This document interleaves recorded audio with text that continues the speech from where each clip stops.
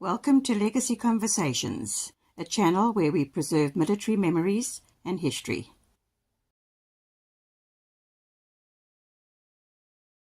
Hello Internet, it's Koos here. Welcome to Legacy Conversations. Well, I'm excited today because we're bringing you something which should have been in the mainstream a long time ago. But sadly, you know how it is with mainstream. They are people who report a lot, but not always accurately, because they don't go to the source. And one of the things they're reporting all the time is that the Israeli Defense Force is shooting and killing and murdering and indiscriminately going on at the Gaza Strip, or Gaza.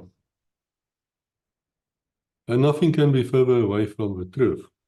And of course, they will show you these burnt out buildings, they will show you all sorts of clips, and they will show you the worst of war. And I think all of you who have been to war will know that it's not a Sunday school picnic. War is a terrible, terrible thing.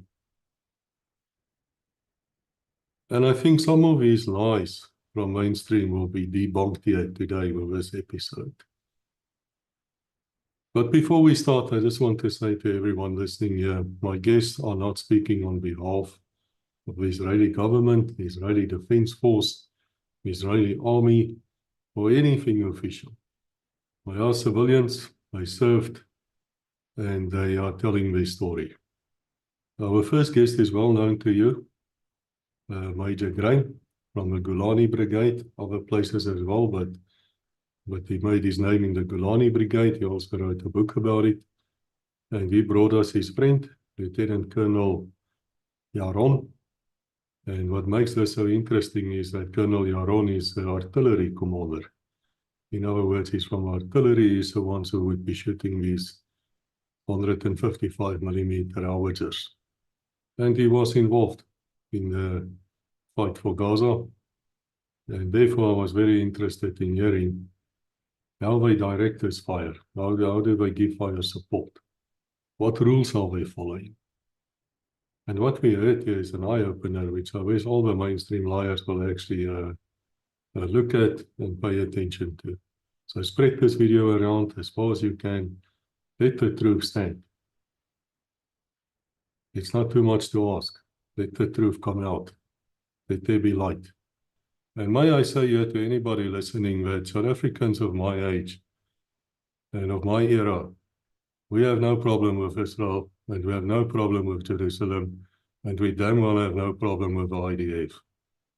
And we think of great kindness towards the things I just mentioned, and we definitely don't have problems with Jews. So once I got that off my chest, Graeme, welcome and welcome to your guest. Can you introduce us? Who did you bring here for Legacy to look at? Yeah, thank you, Koos. So today I've got my friend here, Yaron, and Yaron is an officer in the artillery corps in Israel. He's a lieutenant colonel, and we served together for a while in a few operations, and we did some training together as well. And I think that what we'll do is I'll hand it over to Yaron, and Yaron can maybe just tell us a little bit about his army service and what he did and the roles he performed. And then Yaron, maybe you can also go over to discussing what's been going on since the 7th of October. So maybe you can tell us where the war caught you, where were you on the 7th of October and what happened? And how quickly did it take for you to be in uniform and with your unit? And also, if you can also just tell us about your role as much as you can, as much as you know, the limitations of classified information will allow you to. If you can tell us about what you did and how everything works. And I've in the past talked about how targets are selected and approved, and how it's a very long and careful process, and maybe you can just shed some light on that. So that's it, Yaron. I'm going to hand it over to you. Okay, Graeme, thank you very much, and thank you for having me here. My name, as you said, is Yaron. I'm an artillery person.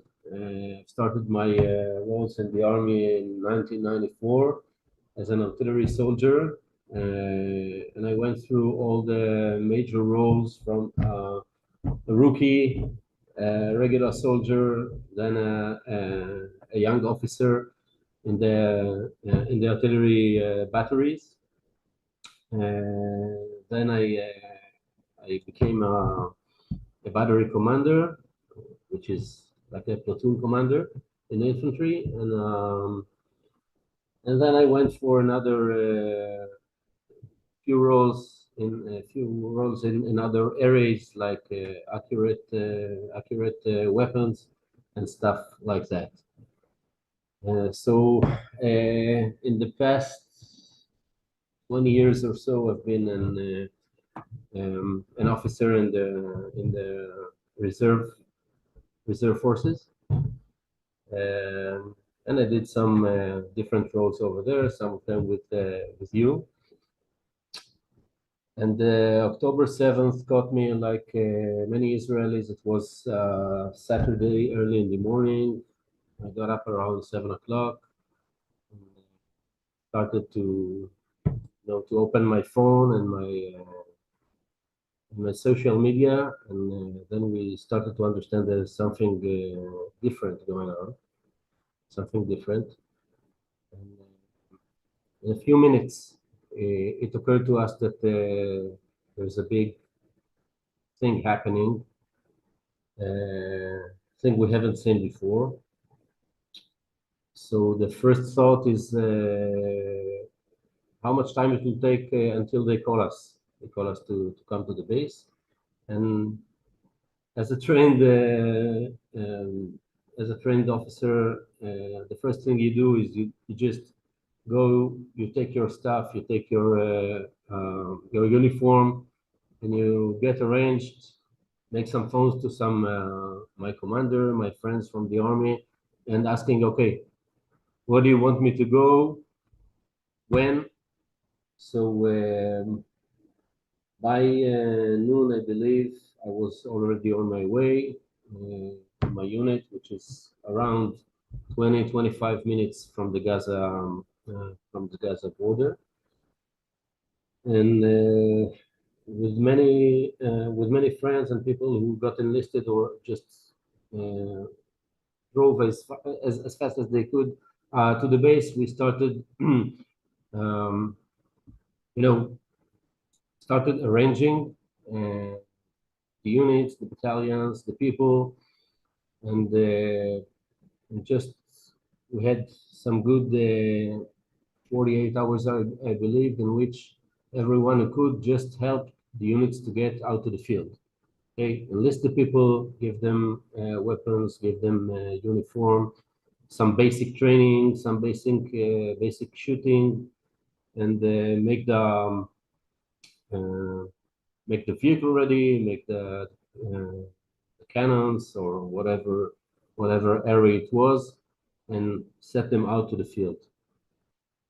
So in the first 48 hours, all we did was just arranging and trying to put as many units out to the field, go to their places they were needed. Actually, we didn't have anything ready for this scenario. Yaron, if you could perhaps just tell us what is your role at the moment, and what role were you doing, and what did you have to do? A professional role as the representative of the fire, the artillery, in the South Command. Okay, so you have many fire units, brigades, and how do you call the Ugda? It's like. Yeah. So the way it's organized is there's several divisions. So in Ugda is a division in Hebrew. So yes, and above the division So in the British or American army, above the division, you'd have a corps. But in Israel, the way it's We don't have arranged, you corps. have a command. So Southern Command is one of the three commands. We've got Northern Command, Central Command, and Southern Command. So Yaron, you were not with the division. You were moved to be the representative in Southern Command, correct? Yeah, that's right. But again, in the first 2 or 3 days, what we did is I was with my unit and trying to arrange and help all the units beneath us just to to get organized and get out to the field, bring ammunition, bring anything they needed actually to fight and to get to their positions. And, it took us around a few days to start having everything ready. And actually, as you know, as it was in the media, etc., it took around 2 weeks before the maneuver started. So it was a good time of around 2 weeks that fire was shot only from, only artillery and Air Force fired towards some targets in the Gaza Strip, but no no infantry moves, no tanks, only fire from across the border. Right, and then when the ground maneuver began, what was your role? What did you actually have to do? So basically, the main principle in this kind of maneuver is there are two principles. First, help and make the environment for the infantry, the tanks, the maneuvering forces to be as safe as possible, which means as much fire as possible to go in front of them. Okay, so they went with a very large amount of fire, and the support fire was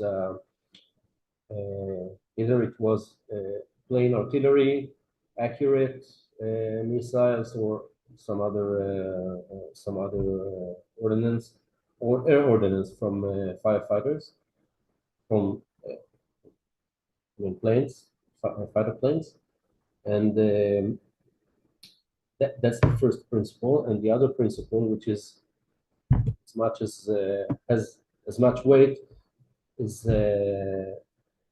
not to harm anyone which is, not a soldier, not fighting, or any civilians. So this, in this manner, you have to manage. Is to it's like two weights. You have to weigh one against another, and I can say that in this before the maneuver started, most of the job was to how do you say, to check and to make sure that every target that is about to be fired on has no civilians in it, and which is effective enough for the forces, the maneuvering forces. So in my place, and people like in my role, this is the main concern. How do you plan for the fired targets to hold these two principles living together? So of course I cannot get into it, but many intelligent, many other things needs to be done, and many checks, so to make sure you hold these two principles living together. Right. So if I understand correctly, so you were the representative of your division, and which is a reserve division, and you sat in Southern Command, and how did it work? Did they give you resources like fire resources, and then you would give those to your own division, or was it going the other way? Your division requesting targets and things like that, and you passing that up to Southern Command for approval? Well, it goes both ways, but generally, the maneuver, which is uh, the main thing, or the main issue here is planning the maneuver from its tactical point of view or whatever, and our role as an artillery, as to aid or to support these maneuvers, is to plan the fire. So if I know this division or that battalion is going this way or that way or to this junction, and we have a problem with this kind of high-rise building or something like that, so we put all our resources, our intelligence resources, or other resources we have, and just to check and to make sure and to understand what do you have in front of the maneuvering force. And this, I think this thing works into. I said it goes both ways because we have this dialogue with the forces itself before they start the maneuver. They can come to our headquarters. They talk to us. We manage to think together. Maybe if this commander is planning to go in this way, and I know I've got some problem and I can't fire to this area because of whatever, I can suggest move your arrow to here or to there, and this way we make the compromise, which is safe enough for the forces, but safe enough if there are any civilians left or stuff like this. And of course, we have many resources invested in helping people get out of safely of the fighting area, or the fighting area to be, in order, not to have casualties in the civilian side. So many resources are invested in this planning or designing, if you like, the maneuver. Right. So could you tell us? Perhaps I've got two questions I'd like to ask you. One is, were there any challenges? What were the difficult aspects about this? What you did here, which is different from everything you've done before, if there was anything like that? That's one question. And well, I'll let you finish that, and then I'll ask the next one. Well, as you know, fighting act is never anything academic. You can plan, you can think of stuff, you can be in a state of mind of thinking combat or fighting or planning movements of forces, etc. But I believe that every conflict is a bit different, and there are some aspects you can never foresee. So I believe that the main challenge was to learn as you go.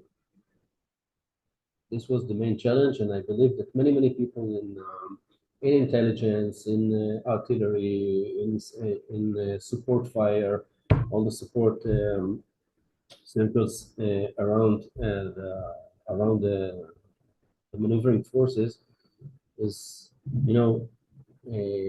trying as much as they could every day to think how to do things better, how to do things properly, how to plan the maneuver, how to plan the fire, how to engage or answer threats like the missiles coming from Gaza, which are still coming as we speak today.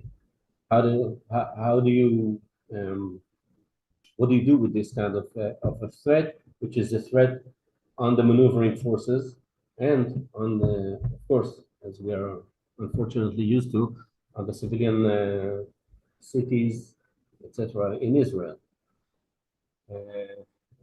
And that's a great challenge. That's a great challenge. And how did you find the whole aspect of dealing with the Hamas and their use of sensitive sites like hospitals and schools and kindergartens and all this sort of thing? Does that happen a lot that they use those places, or did it only happen once in a while? Could you perhaps tell us a little bit about those experiences? Unfortunately, as here in Israel and in the IDF, we know that's their default. So, I mean, Hamas and I believe many other terror organizations, they by default use civilian society and civilian buildings and stuff like that. So, in a funny way, you know that in the Gaza Strip you have, I believe, more than 36 hospitals. Okay, and I don't know how many dozens of universities and anything which by international law is a place you should not fight or you should not fire upon. You can find in very large quantities in the Gaza Strip, which is all in all a very small area with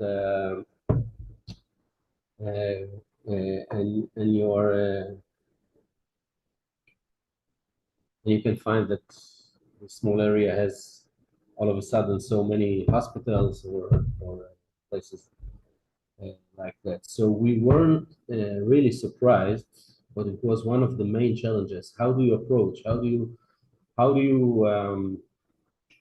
make sure that you know what there is inside this so-called or in this kindergarten or in this school or in this whatever institute it is or university. And fortunately enough, we have good intelligence and we have ways to know what's going on online in many places like that, and make the proper proper plan how to engage, how to approach, how to make sure places are safe before you send forces to get down and name the area.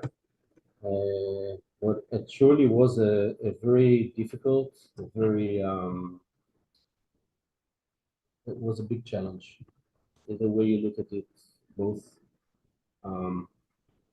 intelligence-wise and how do you choose the right weapon, not to make too much damage and not to make damage which is not the accurate thing you need in order to to neutralize the threat. Okay, so when you see the pictures or films from Gaza, one might see many buildings which are so-called bombed or ruined, but actually it's like a surgical way of thinking how to put the right weapon, not too big, not too small, just to make the exact amount of damage you need, not more than that.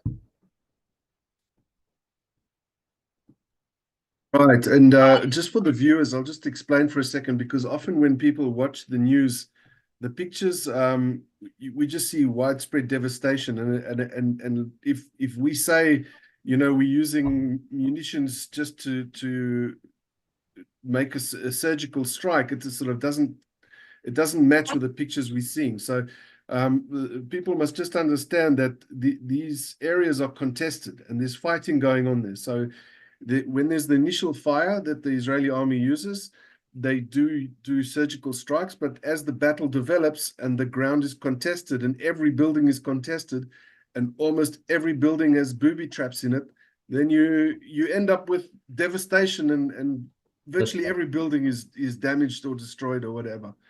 Yeah. But Yaron, tell me, I'm just interested if you could tell us, does the Israeli army strike hospitals? Were any of the hospitals in Gaza struck by artillery or precision weapons, by the Air Force or ground forces, or even tank fire or anything like that? Did that happen? I don't think so. I cannot tell you, you know, I don't know anything about, I don't know about all the hospitals or this kind of buildings, but if there were any kind of fire fired upon these kind of buildings, it was only after it was positive that there is no people, no doctors, etc. And until this building was only occupied by terrorists. So in this case, we take a great risk to send maneuvering forces, infantry, mostly special units and these kind of units to get into these buildings before you don't just strike and devastate these kind of buildings. You don't do that. Actually, you don't devastate or you don't ruin any kind of building if it doesn't have a military, target to it. You don't do it as you don't punish anyone. Okay, so in a few hospitals that I know which were occupied, like the Shifa famous hospital or the main hospital in the Gaza Strip, and excuse me, and others, we had to be absolutely sure, 100% sure that the buildings are empty or empty of anything but terrorists before you maneuver into them. Okay. And of course, we see many things like around the Shifa hospital. We had in some phase, in some time, we had around 17. It was like a ring of 17 buildings or apartments around the hospital in which Hamas took hostages from Gaza, from the civilian civilians, and put them like a ring around the Shifa hospital. Okay, so in order to make it difficult or to make the IDF, shoot and make some big mistake or something like this. But fortunately, it didn't work, and it was very, very surgical and very gentle way of getting into this hospital. And what's the plan going forward? I mean, we're reading about in the newspaper. I'm no longer serving, so I don't have the inside view. But what's happening now? Because we read about the IDF is withdrawing from certain parts of Gaza, and the intensity of the fighting has been reduced. What is happening now? What's the plan going forward? So regarding the plans, you need to have some politician or something to do to your show or to this podcast to ask these questions.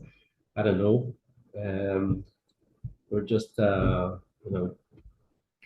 we were just the army, the people who are not making the policy, but just making it happen.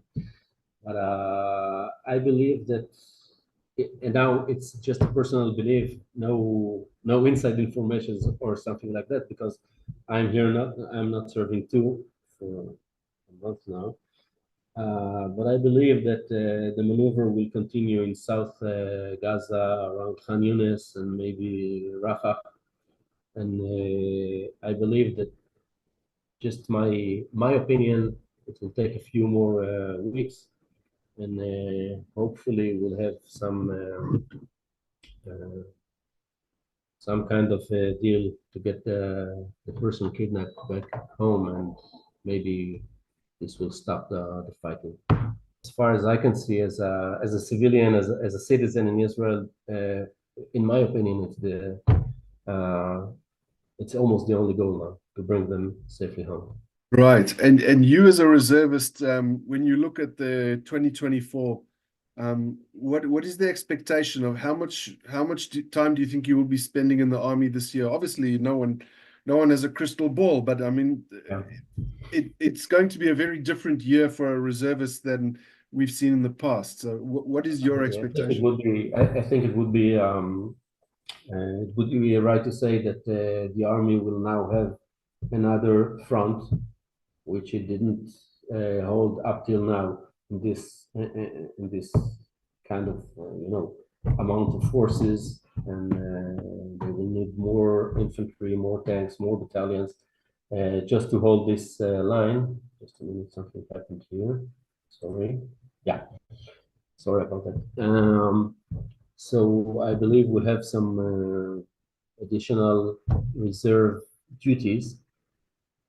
And as far as I can see, both in the Judah and Samaria, and both in the northern border, there are some new challenges we are facing, and so many reserve forces are enlisted and holding this line. So I believe it's going to be a year of some conflicts. I don't know to what extent, but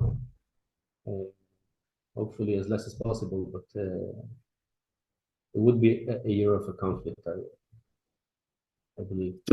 So how many days of reserves do you think you'll be doing? Like 60 days, 90 days, 120 days? Do you have an expectation? No. I've already done 70 days. So most of them was in 2023, but for me it's enough, if I look at the next 12 months, I hope it will stay like that. But I just want to reiterate here to the listener and everybody else listening here, these two gentlemen are not speaking on behalf of the Israeli government, the Israeli Defense Force, the army, whatever. They're speaking civilians, and that's how they're speaking. So note the disclaimer here in the beginning. I've got a few questions for the Colonel. I first want to ask him, the shock of 7 October must have been huge. How did the civilians, who is now suddenly soldiers again, how did they react? Were they volunteering to come? Like I understand the Golani Brigade, they came in volunteers. It's very interesting to know or to watch, but of course, humanly speaking, okay, it was a shock. It was something a person cannot conceive, or you cannot fully understand what has happened. And I believe we'll have the rest of our life to think and process this horrible day. But I believe that in the minute that you wear your uniform and you come to your well-trained role, so people get very professional in a very, very short time. So it's an interesting psychological thing, the way the people just, when you're trained to do something, you go back to your training, and of course there is this shock, and of course that in the time between the time you work, when you go, to drink some coffee or just to rest a little, so you have many thoughts and many questions, but the thing is that when you go to the trained work you are trained to do, so it just like work, like machine. Yeah, I understand. It seems to me that the Israeli population just stood up and got together and to understand they were under threat, because this was a real threat. I mean, we shouldn't forget that on 7 October there was basically an invasion and people got murdered, because this wasn't war. This was just plain out murder.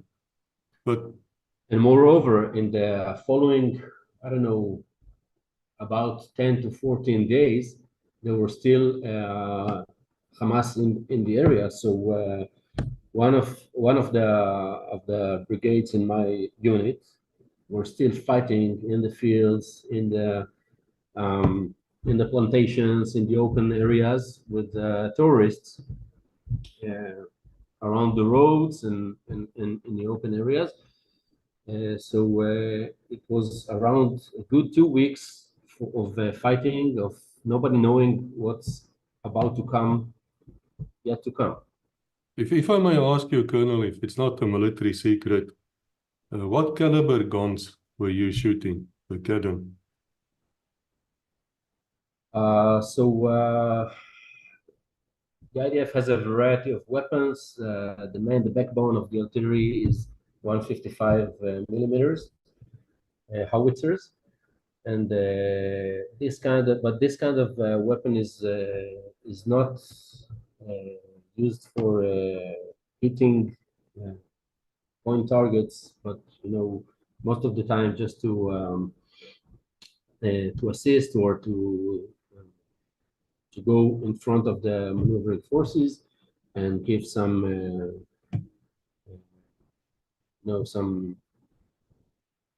some support. For the accurate strikes, most of the time we use smaller caliber or very accurate missiles or ordnance or whatever. This is so important, which is I said to me, sir, because there will be some people who think, of course, you're sitting many, many miles away and you're just doing indirect fire into a city. And you just answered no me. such thing. When you fight in an urban area, it's not a profession, okay? So it's not something that's happening. Okay? The proper way of firing these kind of ordnance is completely different. I think many of the viewers will not understand the point. Maybe if you can elaborate a little bit. So you're saying it would not be professional to use artillery in built-up areas. So perhaps if you could just explain. So the artillery is only used in open areas, and in the built-up areas you use precision-guided weapons. Is that correct? In general, most of the time, yes. Of course, it depends on the phase of the fighting, because if there's an area 100% positively with no civilians, so it's now a fighting area. You can, in some under some other rules, use also the artillery. But most of the time, the artillery is used for cutting areas or giving some smoke or lighting or stuff like that, and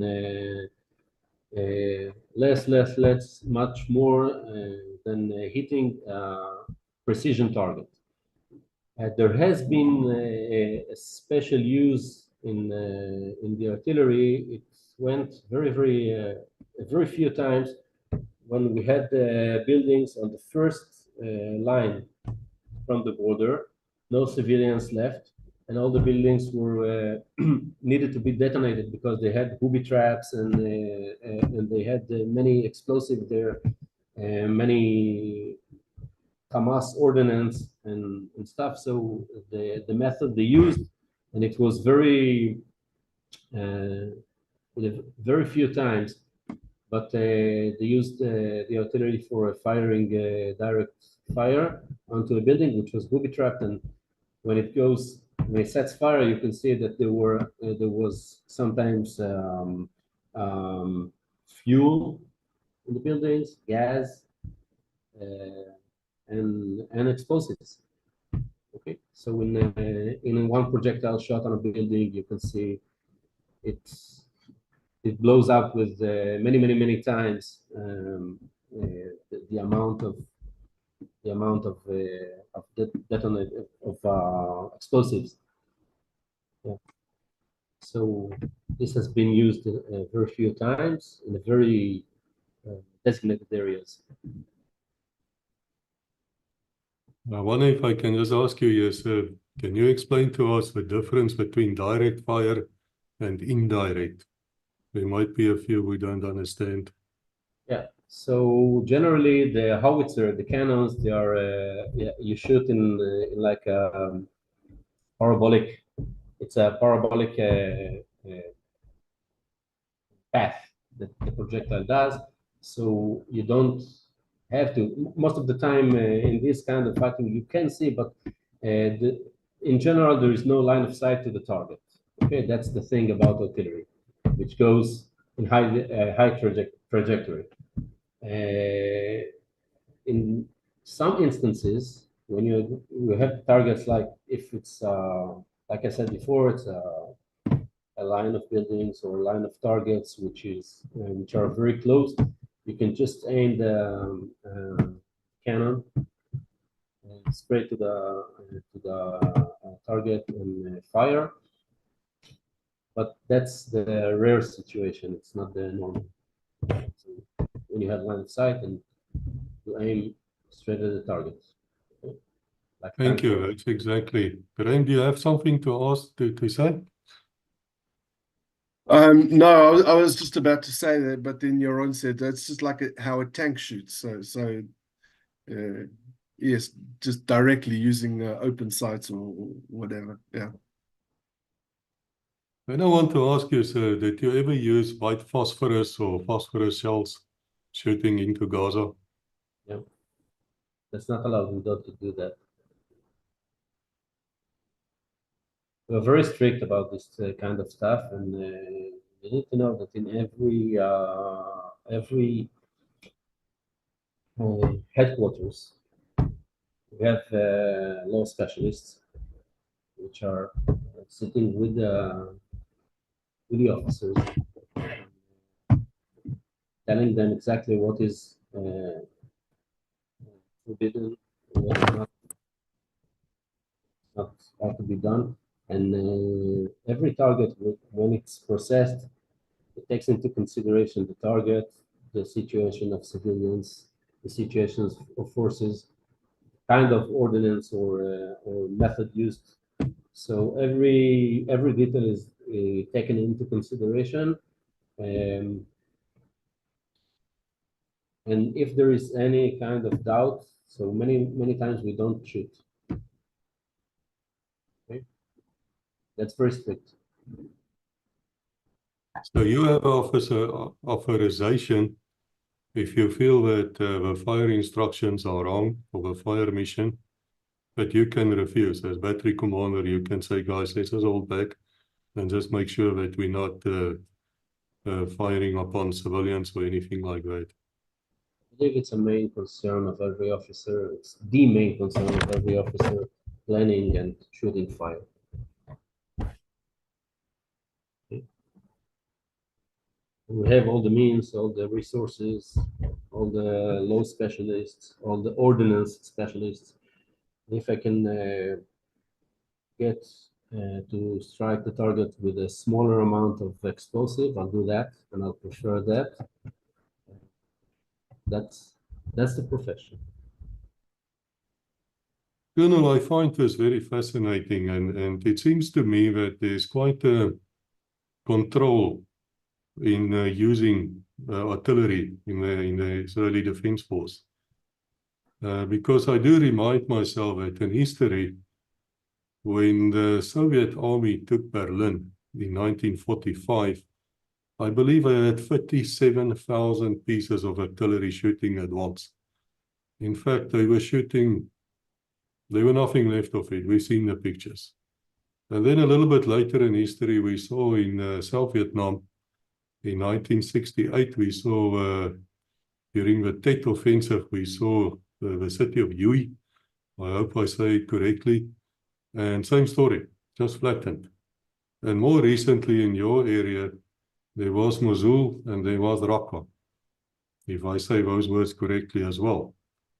And there were nothing left of this place. There were absolutely nothing standing. They were shooting. I remember a US Marine battalion were very proud. They said they fired more shots than ever, than since Vietnam. and they burnt out the barrels of their howitzers and cannon in doing so. But it seems to me that the Israeli Defense Force, despite the atrocities of the 7th of October, which you people are a small nation, you know each other. It's very possible that you people have lost friends there. It's very possible that you have even family members. And if so, our hearts go out to you. But it does not seem to me that there's an element here of revenge. Because if there was an element of revenge, they would have used white phosphorus, you would have used all sorts of incendiary type of things, and you would burn people out. Can you tell me, when you're shooting these guns of yours, you're doing this on instructions, and you're doing this to cause as little damage as possible to those who should not be injured, like civilians?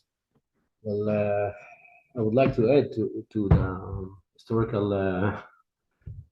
piece you gave here that we do read the media too, and we can read and see what's going on between Ukraine and Russia, and many missiles, drones, attacks into the heart of the cities. So, of course, Israel is not a big nation, and it's not.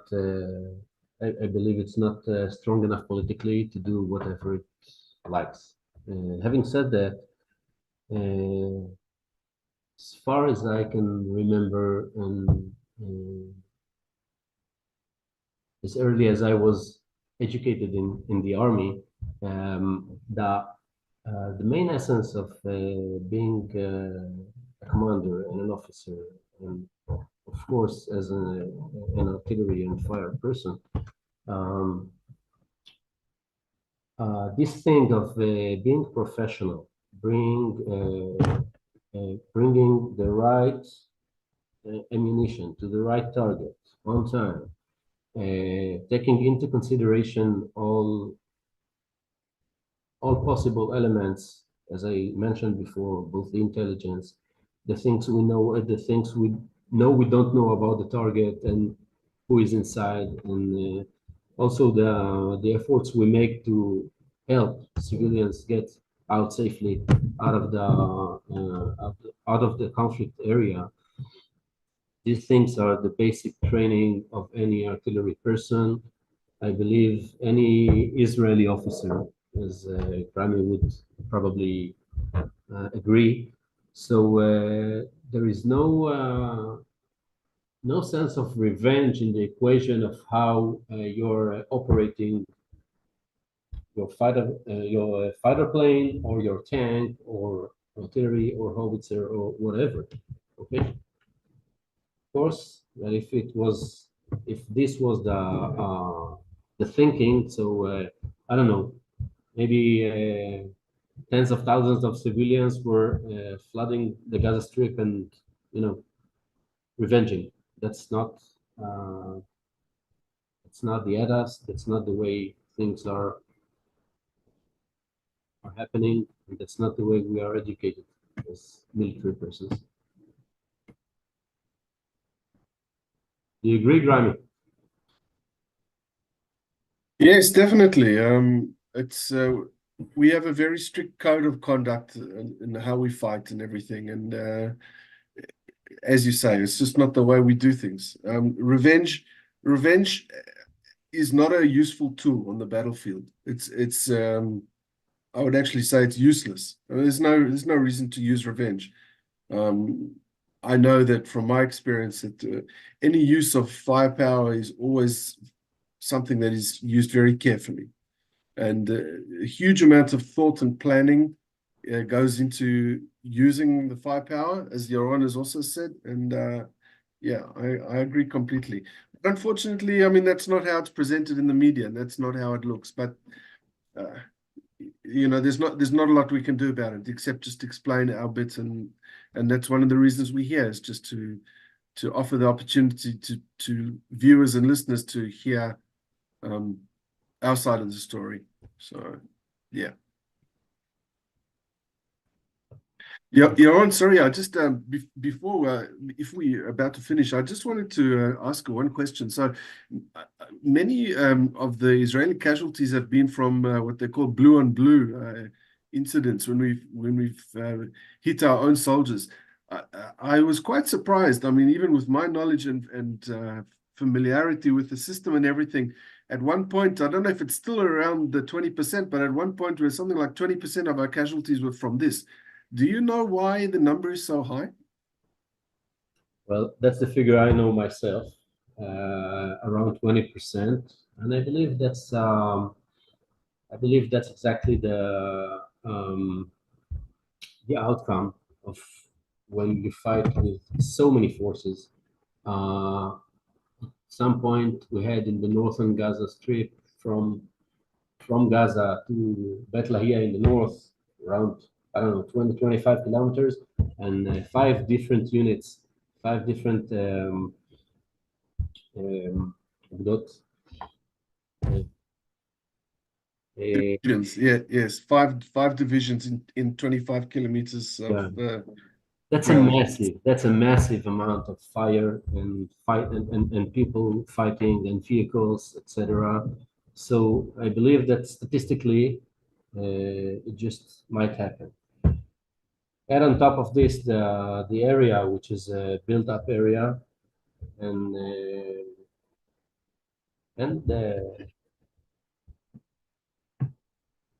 we're talking about people. They're anxious. They haven't slept. They're tired. They're fighting. So in this kind of situation, that's one of the outcomes. And of course, again, this mode of operation of not firing, not taking any chances about civilians and stuff like that. Of course, it would have been way safer just to hold the forces outside of the Gaza Strip, fire freely, and then get in and occupy. And I believe that once this is not our mode of operations, so these kind of incidents are, unfortunately, you cannot, you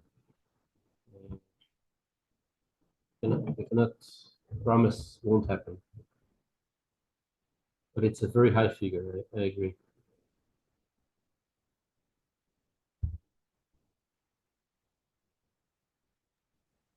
Internet, we've come to the end of this episode, and I can tell you that I've learned a lot, and what I've learned pleased me very, very much.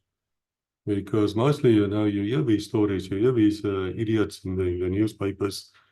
They like plot, and they like to go all the way, and they always have to inflate things, and they have to make it look even worse because they believe that sells, it makes money.